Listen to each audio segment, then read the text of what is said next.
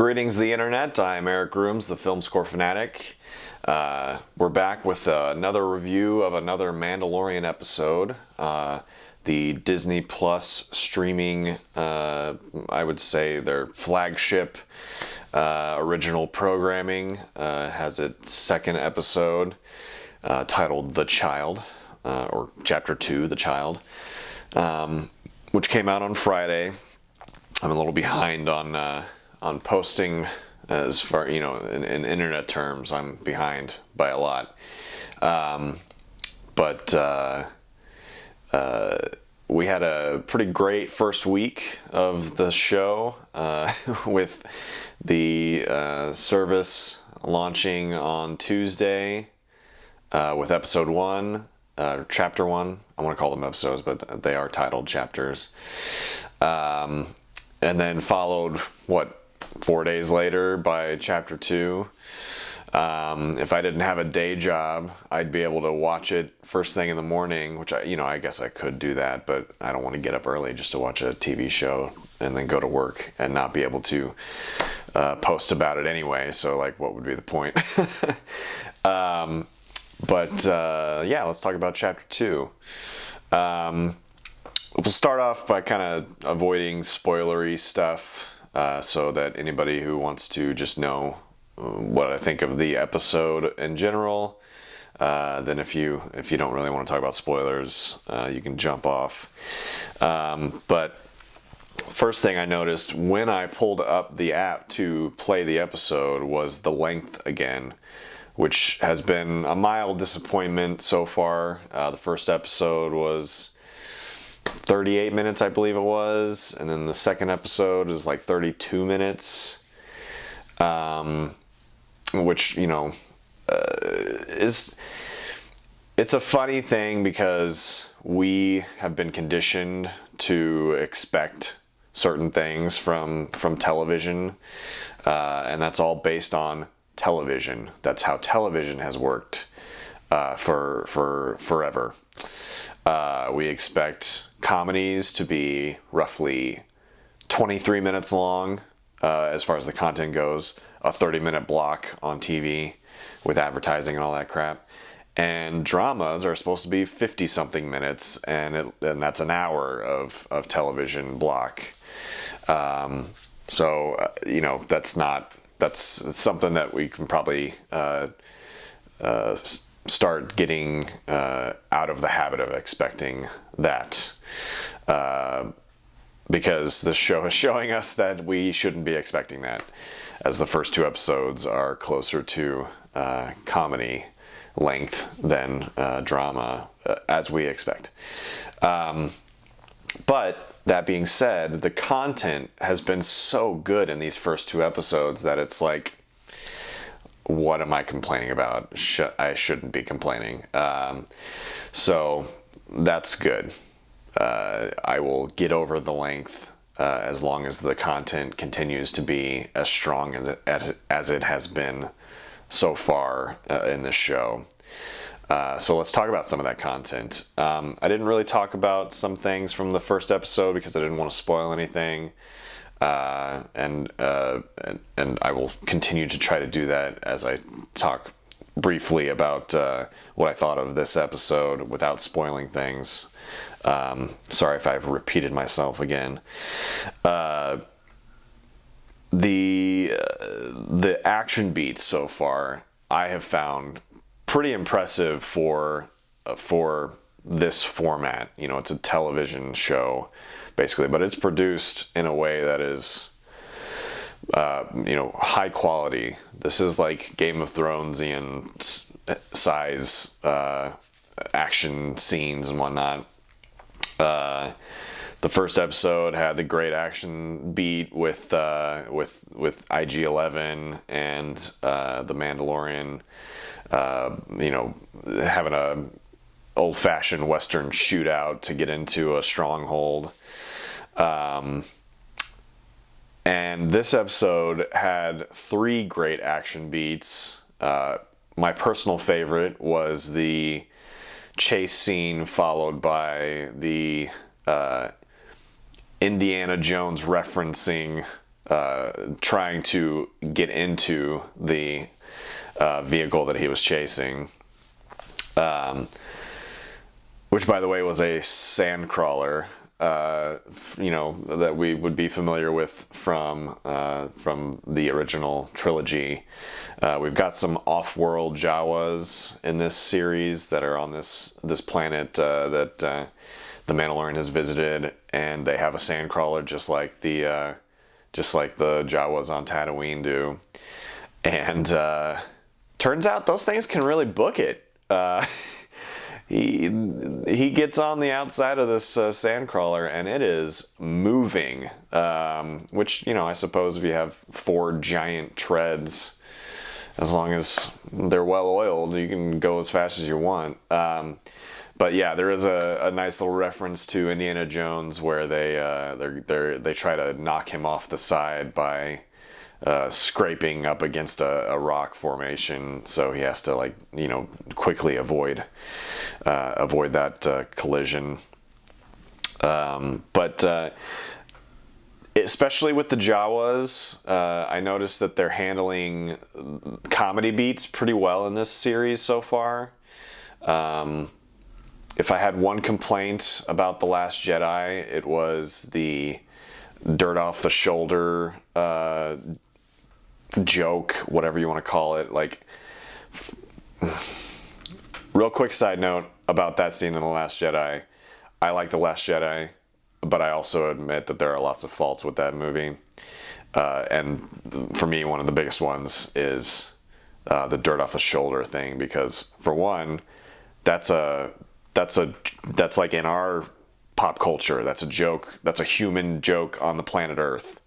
And it's unnecessary in the Star Wars universe. But also, he wasn't there in person. There was no dirt on his shoulder because the dirt couldn't touch him. Anyway, doesn't matter. But the comedy in this, I feel like, is being handled really well because it fits in universe and it fits the situation. It makes sense. But it's slight enough, I think, that it doesn't take you out of it. In that scene where he's trying to penetrate the fortress, the moving fortress, the Jawas are throwing a bunch of junk at him to try and knock him off, and the sound design in that moment is pretty funny. Or I would say it was made to kind of elicit a little bit of a laugh with the boink sounds or whatever that are as it hits his metal helmet and stuff like that. And then later on, when he's inside the Jawa's cockpit of the moving fortress, the sandcrawler, of course, it's made for Jawas, so it's really short, and he's sitting there hunched over, and when they go over bumps, he's bumping his head. So I really am appreciating that subtle hand in dealing with comedy in this universe.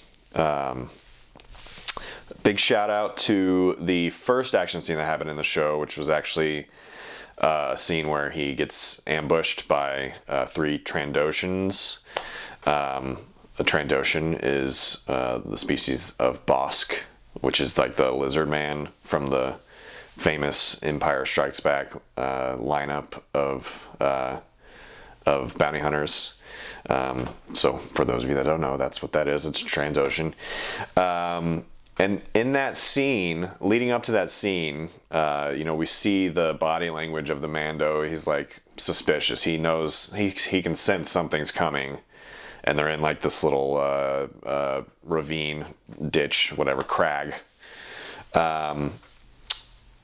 and it's kind of, if you're not looking for it, you don't notice it, but you can see shadows moving on the rocks above him before they attack. And also, when he's turning his head and looking around, you can see 2 of them jumping from rock to rock in the reflection on his helmet, which I thought, that's the kind of attention to detail that you want something, a subject matter like Star Wars to have. That's why people I think, have shied away from making Star Wars television is because they didn't want to undermine the quality with low budget stuff. And this, obviously, Disney is putting a hefty budget behind, and it's paying off because like little details like that are shining through. So more to appreciate there. And then I wanted to mention in the first episode, I didn't really feel a connection to the score, other than, I mean, parts of it, I should say. There were parts of it that I enjoyed quite a bit, specifically the ones that were more orchestral and kind of felt more like a Western, and some of the more like synthy, which I don't mind synthy stuff, but if it fits to the subject matter. And they had one scene in this episode where it really got heavy on that synth, kind of weird, modern sounding stuff. But it actually fit the situation, I felt, better than the first episode. I feel like this episode had a more cohesive score as a whole than the first episode, so that's another positive. Anyway, this episode's great. It does feel a little short, but if you really take into context the content of the episode, it's great. It's a really good episode, really strong. Obviously, for Star Wars fans, this is must-see TV, but I think it's worthy of anyone's time. If you have Disney Plus, check it out. If you know somebody who is on Disney Plus, go hang out with them. You should do it. It's worth it. So yeah, now I'm gonna jump into some more spoilery stuff. So spoiler warning for everyone watching. If you don't want to be spoiled on anything, now would be the time to skedaddle and come back later and see what I'm talking about. But if you have seen it, stick around. Let's talk about some wild speculation and really spoilery details. So here we go. One thing I have noticed in the first couple episodes, obviously the Mando is our protagonist of the show, and I think it seems to me like he is a good, he's has a good heart. He's trying to do the best he can to survive and meet his personal goals, while doing a kind of a messy profession. But it seems very clear, at least right now, that he's working for like the worst of the bad guys, whether he realizes it or not. I'm sure based on the character that we've seen so far, he probably does know that he's working for some really bad guys, but he's just got to do the work. But here's where we're going to start spoiling stuff from episode 1 and episode 2. If you didn't see it, what am I saying? You saw it, you're here listening to me. In the first episode, we get to the asset that he's trying to get, and clearly his buddy, his member of the Assassin's Guild, IG-11, he was not offered the chance to bring the asset in alive. He was just told to go and kill it, because he immediately is going for the kill shot, and Mando is like, no, let's not do that, because he sees what it is and it doesn't need to be killed, or at least he doesn't think it should be. Another indication that the Mando seems to be good of heart. And when IG-11 refuses, Mando shoots him right in the head, takes him out, which, speaking of that, I do believe that that IG-11 will come back in some form, whether he, maybe all his computing processes aren't held in his head alone, or somebody, puts him back together. I don't think we've seen the end of that character yet, even though he got shot in the head. But the asset is a little baby Yoda. We don't know what their species is called. Obviously, it's not the Yoda, because this is well after Yoda has passed. We're told that it's a 50-year-old, and species age differently, so it's still kind of like a toddler, basically, kind of like a baby, but seems to be a little more capable than just a baby. But in this second episode, we do find out that the baby Yoda is indeed Force sensitive and has the ability to use the Force to the Mandalorian's benefit, because he really saves the Mandalorian's life as he's getting wrecked by that. I think they called it a mudhorn or something, but a big beast that was about to destroy the Mandalorian, but for little Yoda reaching out his little 3-finger hand and lifting the beast up in the air, which knocked him out for like a full day. So that tells you that the little Yoda is not gonna be like totally saving the Mandalorian all the time in this series. If at all, if he's gonna help, it's gonna have a cost, obviously. But specifically the speculation on little baby Yoda and why all these factions are coming after him. So in the first episode, we have a scientist who seems to have a benefactor in Werner Herzog's character, who is trying to get the Yoda alive, preferably. And many eagle-eyed viewers noticed that there was a patch on the shoulder of that scientist that had a symbol on it that was a Kaminoan symbol. If you may remember from the prequels, Kamino was the place where they cloned the Republic, the Grand Republic Army or whatever, Grand Army of the Republic. So it's where all the clones came from. So this guy has that symbol on his shoulder, which tells you that he worked with the Kaminoans, or is, now at this time in the galaxy, he is a member of that company or whatever.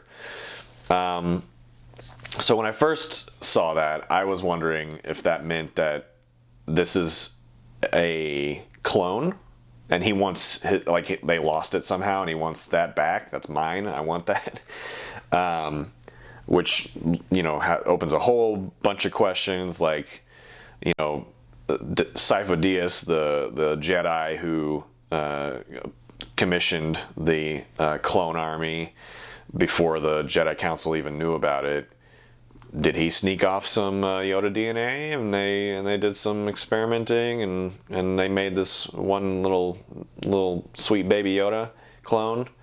I don't really know if that's... I don't think that's where they're going with this. I think this is just a naturally born little Yoda, and the scientist wants that to experiment on it. He wants it alive to experiment on it, and this is where we get really deep in speculation. And this goes into The Rise of Skywalker. So we've seen in The Rise of Skywalker that there is the First Order's troopers. They've got their regular white armor. But there's also, and this is in toys and advertising and posters and everything like that, there's these... about to lose my phone, sorry. There's these Sith troopers who are all in red, and they have a slightly different helmet, armor design, but it's been speculated that they might be Force sensitive. Like, all of these troopers might have some Force abilities.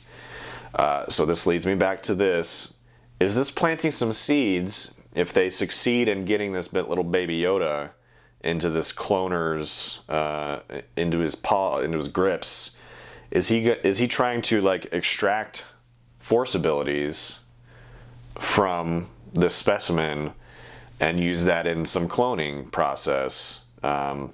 So that's my big speculation. That's my big swing on this episode.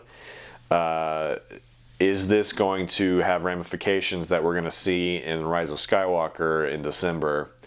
That the Emperor, while off in the far reaches of deep space, had some work going on to clone a new set of a new army, all of which had some amount of Force ability. So that could be interesting. But something I forgot to talk about with all of these different factions coming after the Yoda, it makes me wonder, with what I said about the Mandos working for the worst of the worst in the galaxy, who have very nefarious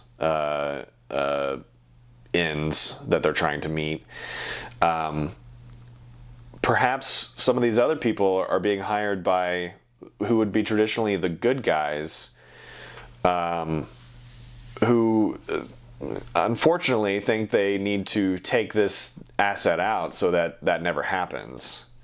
There's a bunch of bad guys trying to do a bad thing for the greater good, and the Mandalorian is a decent guy trying to do the right thing by his employers, which might result in something really bad. So who knows what's going to happen with all of that. We will find out, obviously. But what do you think? What are your thoughts so far on this series? Do you think I'm crazy for my speculation about some of this stuff? I don't think it's too far-fetched, especially in Star Wars. But definitely looking forward to seeing some more Force usage out of the sweet little baby Yoda.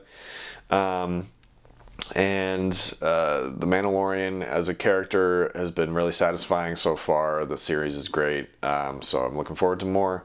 I hope you are too, and I hope you'll come back and maybe we can have a discussion about what we think is happening in The Mandalorian. I've been Eric Grooms, the Film Score Fanatic. You can find me on social media. I am Sir Grooms myself, but there's also the Film Score Fanatic can be found on some of the social medias. So yeah, please look me up and start a conversation. Let's talk about The Mandalorian. Let's talk about Star Wars in general. It's my favorite thing. So yeah, don't forget to like and subscribe and comment. Anything is helpful. If you're at all familiar with YouTube, it's very important that people interact and get involved, and whatever you're able to do to help me, I appreciate it. So, I normally with these Star Wars shows, I want to close out by saying, "May the Force be with you," but it seems like the new thing that's already, obviously catching on very quickly with The Mandalorian is just to end with, "I have spoken."